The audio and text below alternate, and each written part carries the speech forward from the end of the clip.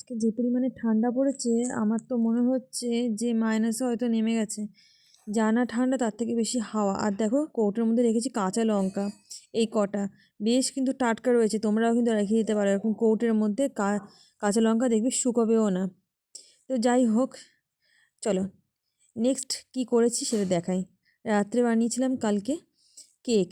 দেখো fruit cake বানিয়েছি, দারুণ হয়েছিল খেতে। আর এলাইচি এলাইচি গন্ধ, কারণ এলাইচি দিয়ে করেছিলাম, আমি কিন্তু ভ্যানিলা এসেন্স দিইনি কেকে। তো ফার্স্ট টাইম ট্রাই করেছিলাম, খুব সুন্দর হয়েছে। আর এই দেখো দুধ পুলি, সব বানানো আগের দিন রাতে।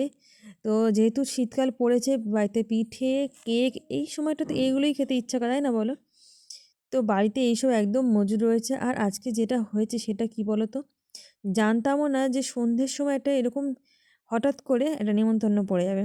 আর দেখো আমার চুলে কীরকম আমি তেল দিয়ে রেখেছি, জানি না তো আসলে। তো যাই হোক, দুপুরের মেনুতে ছিল পুঁটি মাছের ঝোল আর ছিল পাবদা মাছের ঝাল। পাবদা মাছের থেকেও আমার পুঁটি মাছের ঝোলটা কিন্তু দারুণ লেগেছে, দারুণ, জাস্ট মানে খুবই সুন্দর। তো যাই হোক, খাওয়া দাওয়া কমপ্লিট। এখন আমি ড্রেস আপ করে নিয়েছি, তার কারণ হলো আমি একটু বেরোবো সেই জন্য। যতই হোক শীতকাল, প্রচণ্ড ঠান্ডা লাগছে। তোমাদের কেমন লাগছে বলো।